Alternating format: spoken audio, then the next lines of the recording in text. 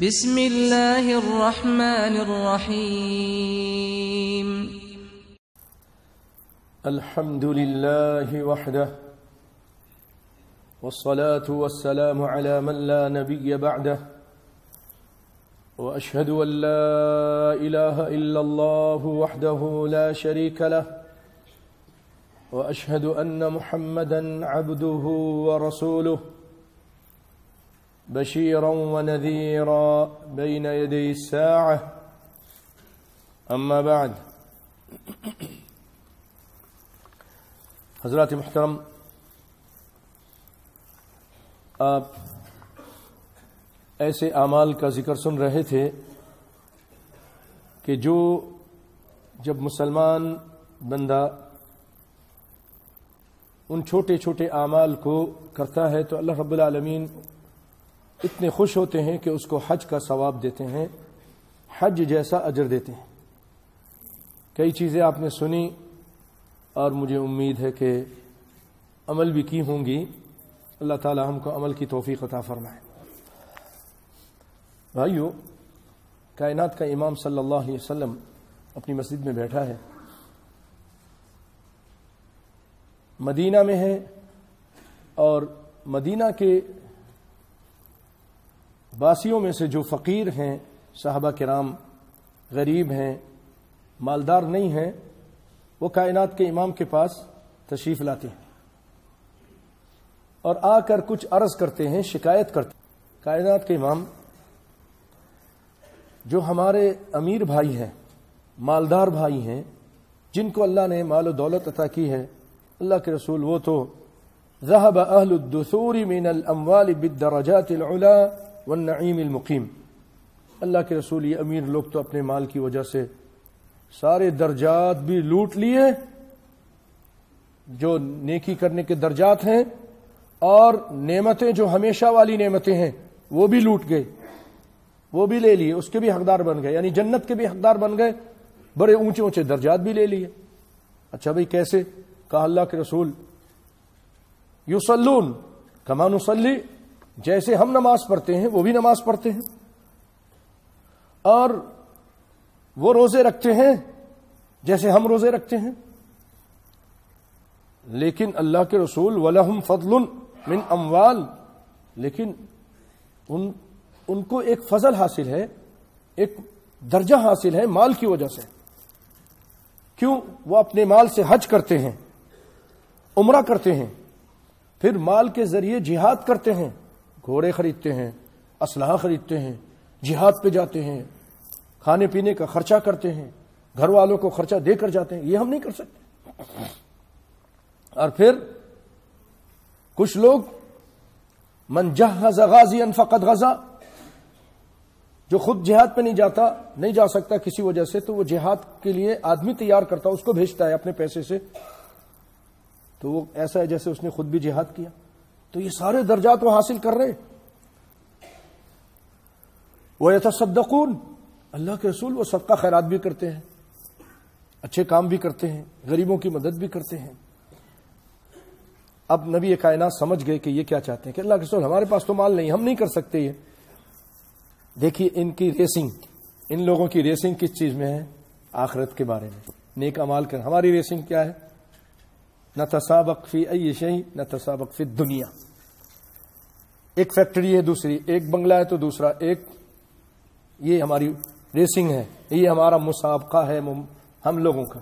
صحابہ کا کیا تھا کہ اللہ کے رسول یہ لوگ اتنے اچھے اچھے کام کر رہے ہیں، ہمارے پاس مال نہیں، ہم نہیں کر سکتے۔ اچھا، کائنات کے امام صلی اللہ علیہ وسلم فرمایا الا احدثکم بامر ان اخذتم به ادرکتم من سبقکم، میں تم کو کچھ ایسے اعمال نہ بتا دوں، اگر تم اس کو کرنے لگ جاؤ گے نا تو جو تم سے آگے نکل گئے ریسنگ میں، تم ان کو پہنچ جاؤ گے۔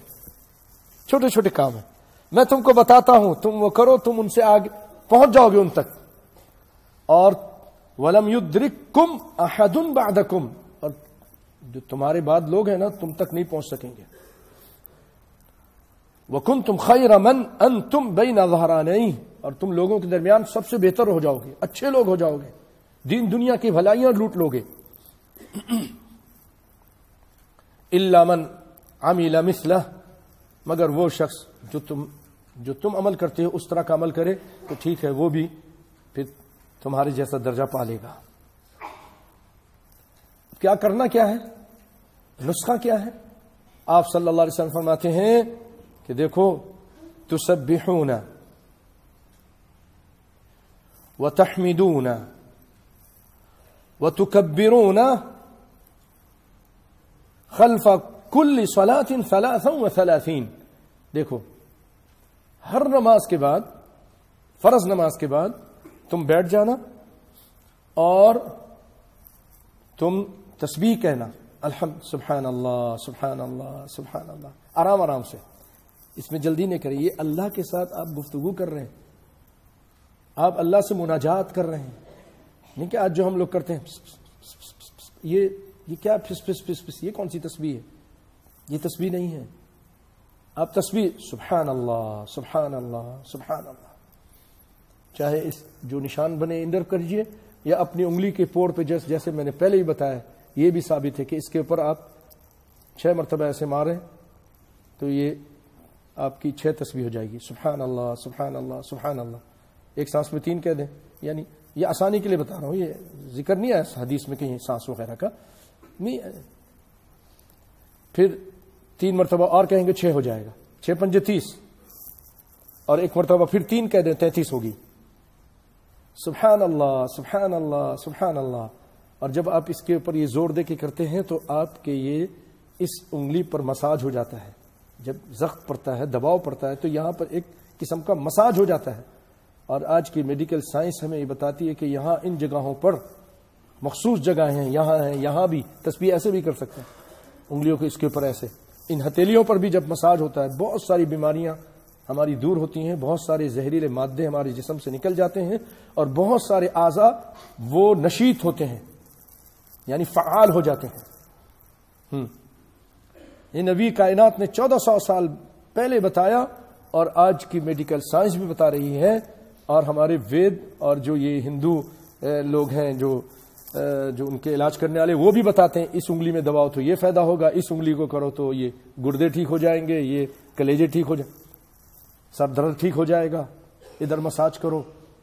اور تو یہ کائنات کے امام نے 1400 سال پہلے بتایا، تو آرام آرام سے کہیے الحمدللہ، الحمدللہ، الحمدللہ، الحمدللہ، الحمدللہ، الحمد، کم از کم سمجھ تو آئے نا۔ ایسے ہی کریں گے انشاءاللہ، اللہ کو خیر۔ اللہ اکبر، اللہ، اور اس کا اگر معنی ذہن میں آئے تو وہ بھی بہت اچھی بات ہے، ساری تعریفیں اللہ کے لیے۔ اللہ سب سے بڑا ہے، سب سے، یہ ہمارے سیٹ سے، وزیر سے، بادشاہ سے، ہر سے، کائنات میں ہر چیز سے بڑا اللہ ہے۔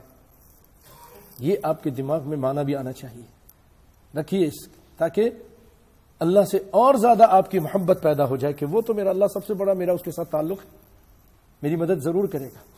تو جب آپ ایسا کریں گے ہر نماز کے بعد تو پھر اے صحابیوں، تم ان امیر صحابیوں کے درجے کے برابر پہنچ جاؤ گے، ان کو پہنچ جاؤ۔ اس کو بخاری نے روایت کیا۔ بھائیو، آگے میں ایک اور بات بتاؤں، صحابہ نے ایسے ہی کرنا شروع کر دیا، مسجد میں بیٹھ گئے نماز کے بعد، باقی لوگ جو اپنے چھوٹے موٹے اذکار کر کے چلے گئے۔ یہ اذکار ابھی عام نہیں ہوا تھا، سب لوگوں کو نہیں پتا تھا، صرف غریب فقیر صحابہ کو پتا تھا، امیر لوگوں کو نہیں پتا تھا یہ تسبیح، ٹھیک ہے۔ اب امیر لوگ دیکھ رہے ہیں یہ بیٹھے ہیں، ہم لوگ سب جا رہے ہیں، یہ بیٹھے ایسے ایسے کر رہے ہیں، ایسے ایسے کر رہے ہیں، انگلیوں میں کچھ کر رہے ہیں۔ بھائی کیا کر رہے ہو؟ تم کو نہیں بتائیں گے، مقابلہ تم سے ہے، تم کو بتا دیا تو فائدہ کیا؟ اب وہ بتاؤ نا، نہیں بتائیں، اس کے پاس جاتے بتاؤ، نہیں، بس ایسے چھپا کے اپنی تسبیح، اور چھپا کے ہی کرنی چاہیے، کوشش کریں جب بھی تسبیح کریں چھپا کے کریں، لوگوں کو پتہ نہ چلے۔ اچھا جی، انہوں نے کہا ٹھیک ہے، نہیں بتاتے تو رسول اللہ کے پاس جاتے ہیں، وہ بتا دیں گے، وہ تو کوئی چیز چھپاتے نہیں ہیں۔ ان کے پاس گئے، انہوں نے سب بتا دیا۔ اب سارے صحابہ، امیر ہو کے غریب، سب بیٹھ کر تسبیح کر رہے ہیں، سبحان اللہ، سبحان اللہ، سبحان اللہ۔ وہ پھر آئے اللہ کے رسول، جو کام ہم کرتے تھے وہ صحابہ نے شروع کر دیا، امیر اور جو غنی صحابہ تھے۔ تو اللہ کے رسول اب پھر کیا ہوگا؟ آپ نے فرمایا ذالک فضل اللہ، یہ تو اللہ کا فضل ہے، جس کو چاہے دے دے، ان کو مال دے دیا ہے اور تم کو مال نہیں دیا، یہ اس کی مرضی ہے۔ تو بھائیوں یہ جب آپ کریں گے تو اس میں حدیث پہ غور کیجئے. وہ صحابی کیا کہتے ہیں؟ اللہ کے رسول وہ اپنے مال سے سب سے پہلی چیز جو بتائی انہوں نے لہم فلہم فضل من اموال یحجون بہا، اپنے مال سے حج کرتے ہیں، ہم حج نہیں کر سکتے ہیں. اور آپ نے فرمایا جو کچھ وہ کرتے ہیں، جس چیز کا ذکر کیا تھا، حج کا ذکر کیا، عمرے کا ذکر کیا، جہاد کا ذکر کیا، صدقے کا ذکر کیا، آپ نے فرمایا ان سب کو تم اپنی تسبیح کے ذریعے پہنچ جاؤ گے. تو یہ تسبیح آپ اس نیتوں سے کیجئے اور اچھی طرح کیجئے، ٹھہر کر کیجئے. آپ ان اجر کو، حج کے اجر کو، عمرے کے اجر کو، جو بھی امیر لوگ کرتے ہیں وہ سب کچھ آپ ان تسبیح کے ذریعے اللہ نے چاہا تو پا لیں گے. اخلاص کے ساتھ کیجئے. اور دوسری چیز یہ تسبیح، اس کے بارے میں حدیث میں یہ ہے جو شخص یہ تسبیح کرتا ہے اگر سمندر کے جھاگ جتنے اس کے گناہ ہوں تو اللہ تعالیٰ اس کو بھی معاف کر دیتا ہے. آپ کو پتہ ہے نا زمین اس دنیا میں ایک حصہ خشک ہے تو 3 حصے سمندر ہیں، اور سمندر کے جو جھاگ ہوتے ہیں بہت زیادہ ہیں. تو اس سے بھی زیادہ رب العالمین اگر بندے کے گناہ اس کو معاف کر دیتا ہے. اللہ اکبر. اور بھائیوں اس حدیث کو بیان کر کے علماء نے بڑی زبردست بات کہی ہے. انہی میں سے امام ابن القیم رحمہ اللہ تعالی وہ فرماتے ہیں ایک ہمارا دشمن ہے، ایک ہم مسلمانوں کا ازلی دشمن، ہمارے بابا کا دشمن تھا، حسد کیا اور ان کو جنت سے نکال کر ہی چھوڑا، اور اس نے کہا تیری اولاد کو بھی گمراہ کروں گا. تو اب جب وہ ہمیں دیکھتا ہے کہ ہم تسبیح کر رہے ہیں نا، مسجد میں بیٹھ کر درس سن رہے ہیں یا اللہ کا ذکر کر رہے ہیں یا قرآن پڑھ رہے ہیں اور اللہ کے فرشتے آ کے اس کے لیے بخشش کی دعائیں مانگ رہے ہیں، اس کے لیے رحمت کی دعائیں مانگ رہے ہیں، وہ اس سے برداشت نہیں ہوتا، نہیں برداشت ہوتا. وہ کہتا ہے چل باہر چل، چل وہ تیرا دوست بھی انتظار کر رہا ہے، چل یہ کام کرنا ہے، چل یہ کر، آ کے بس اس کو بہکاتا رہتا ہے. آپ اسی لیے تو دیکھیے بہت سارے لوگ نماز کے لیے تو آ جاتے ہیں ہمت کر کے، ماں کہتی ہے، باپ کہتے ہیں، دوست کہتے ہیں، شرم کی وجہ سے بھی آ جائے، لیکن سلام پھر السلام علیکم رحمۃ اللہ، السلام علیکم رحمۃ اللہ، آپ دیکھیں اس کے بعد 1-2 منٹ میں وہ گیٹ پر ہوتا ہے، باہر ہوتا ہے اور باہر کھڑے ہو کے باتیں کرے گا. دیکھیے اکثر مسجدوں کی حالت ہے، ادھر 5 منٹ نہیں بیٹھے گا، وہاں پر 20 منٹ آدھا گھنٹہ تک کھڑے کھڑے باتیں کرتا رہے گا، ٹائم ضائع کرے گا. یہ شیطان کی وجہ سے ہے. شیطان آتا ہے کہتا ہے جلدی نہیں کر، کیوں بیٹھا ہے، وہ اس کو کام یاد دلاتا ہے، اس کو اور دیگر، بس اس کو اندر سے اس کو پریشان کر دیتا ہے کہ تو مسجد میں بیٹھا ہے، اچھا نہیں لگتا اس کو بیٹھنا. اب دیکھیں بعض لوگ کو بیٹھنا اچھا نہیں لگتا، یہ شیطان کی وجہ سے ہے. وہ شیطان کے اعلی کار بنے ہوئے فوراً نکل جاتے ہیں، اپنے آپ کو اللہ کی رحمت سے محروم کر دیتے ہیں. فرشتے ان کے لیے دعائیں مانگتے ہیں اور یہ تسبیح سے محروم کر لیتے ہیں اپنے آپ کو. اسی لیے وہ لکھتے ہیں قد يتسلل الیک لص، ایک چور ہے، ایک لٹیرا ہے انسانوں کا، ان کے ایمان کا لٹیرا، اور وہ آتا آپ کے پاس جبکہ مسجد کے کسی کونے میں بیٹھ کر آپ اللہ کا ذکر کر رہے ہوتے ہیں، پھر وہ آپ کو بہلانا پھسلانا شروع کر دیتا ہے. ثم لا يجد منك طردا له فلا يزال بك حتى يخرجك من المسجد. وہ اس وقت تک آرام سے نہیں بیٹھتا جب تک آپ کو مسجد سے نکال نہ دے. تو وہ شیطان کو ایسے جب وسوسے آئے، اعوذ باللہ من الشیطان الرجیم، اللہ کا ذکر اور کیجیے تاکہ اللہ کی رحمتیں اور مغفرتوں کے آپ مستحق بن جائیں. اور بھائیو اسی لیے علماء کہتے ہیں جو شخص یہ چاہتا ہے کہ رب العالمین اس کے گناہ معاف کر دے، اور اس کے گناہ بہت ہیں، اور کون ایسا ہے جو اس کے گناہ نہیں، ہم سب گناہ گار ہیں، کل بنی آدم خطا. وہ مسجد میں بیٹھے، نماز کے بعد بیٹھے تو فرشتے اس کے لیے بخشش کی دعائیں مانگتے ہیں اور رب العالمین فرشتوں کی دعائیں سنتے ہیں اور اس کو معاف کر دیتے ہیں. اللہ اکبر. اور بھائیو آخری بات، یہ حدیث آپ اکثر رمضان سے پہلے سنتے ہیں. آخری کام جو اس سلسلے میں ہے، ایسے تو اور بھی ہوں گے، یہ کل 6 کام آپ کو بتائے ہیں. 6واں کام بتا رہا ہوں کہ نبی کائنات صلی اللہ علیہ وسلم نے حج کیا. اس حدیث کے راوی ہیں عبداللہ بن عباس رضی اللہ تعالیٰ عنہ. تو حج کر کے واپس آئے تو آپ نے، کیونکہ آپ مدینے کے رہنے والے تھے، سب لوگوں کو جانتے تھے، تو ایک خاتون کو دیکھا، ان کو جانتے تھے، انصاری خاتون تھیں، انصاریہ. تو آپ نے کہا ام سنان یہ دیکھو حاکم ہے، یہ مدینہ کا حاکم ہے، یہ مدینہ. ایک عام عورت، اس کا نام بھی پتا ہے آپ کو، فقیر ہیں، بہت امیر نہیں ہے. کہنے لگا اے ام سنان ما منعک ان تکونی حججت معنا، کیا وجہ تھی کہ تم ہمارے ساتھ تم نے حج نہیں کیا؟ آپ نے آخری حج کیا تھا، یہ آپ کا پہلا اور آخری حج تھا، آپ نے ایک ہی حج کیا زندگی میں. اس کے بعد آپ 10 کو فوت ہو گئے. تو اسی لیے بڑے دور دور سے صحابہ آئے تھے حج، آپ کے ساتھ حج کرنے کا شرف حاصل ہو جائے. دور دور سے صحابہ آئے تھے آپ کے ساتھ حج کرنے کے لیے. اور اللہ تعالیٰ نے وہاں اس عرفات کے میدان میں، جیسے کہ علماء کہتے ہیں 1 لاکھ اس سے کچھ کم و بیش لوگ وہاں جمع کر دیے. 1 لاکھ اس زمانے میں لوگ جمع ہو گئے تھے. یہ بہت بڑا شرف تھا کہ نبی کائنات کے ساتھ حج ہو جائے. تو تم نے ہمارے ساتھ کیوں نہیں کیا حج؟ تو کہنے لگی کہ دیکھیں ہمارے پاس 2 اونٹ ہیں، ایک تو میرے شوہر، اپنے شوہر کا ابو فلان، وہ اور ان کے بیٹے نے مل کر اس پر حج کیا، اور ایک جو ہے وہ ہماری کھیتوں کو پانی پلانے کے لیے تھا. تو کھیتوں کو کہاں سے پانی پلاتے اگر میں بھی حج کے لیے چلی جاتی؟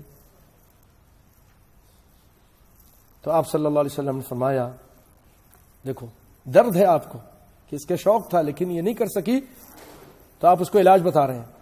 فَعُمْرَةٌ فِي رَمَضَانَ تَقْضِي حَجَّةً أَوْ حَجَّةً مَعِي. او میرے صحابیاں تو سن لے، اگر رمضان آ جائے نا تو رمضان میں جا کے عمرہ کر لینا. رمضان میں عمرہ کرنا ایسا ہے جیسے حج. اللہ اکبر. رمضان میں عمرہ کرنا ایسا ہے جیسے حج. اور اس کو بخاری مسلم نے روایت کی ہے، کوئی معمولی روایت ہی نہیں. اور اللہ کے فضل و کرم سے یہاں پر بغیر سند کی کوئی بات اللہ کے فضل و کرم سے نہیں سنیں گے. جو صحیح بات ہوگی قرآن و سنت سے ثابت ہوگی اللہ کے فضل و کرم سے، ہم اسی کو پیش کرنے کی کوشش کریں گے. تو یہ صحیح روایت ہے. اور فرمایا او حجۃ معی، یا پھر ایسا کہ جیسے میرے ساتھ کسی نے حج کیا.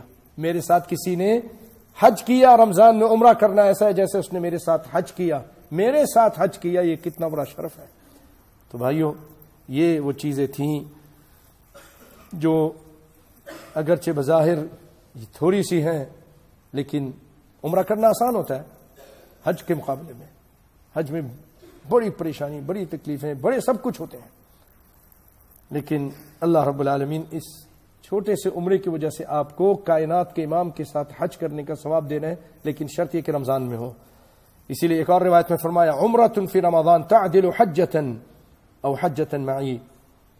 رمضان میں عمرہ کرنا میرے ساتھ حج کے برابر ہے. تعدل حج کے برابر ہے.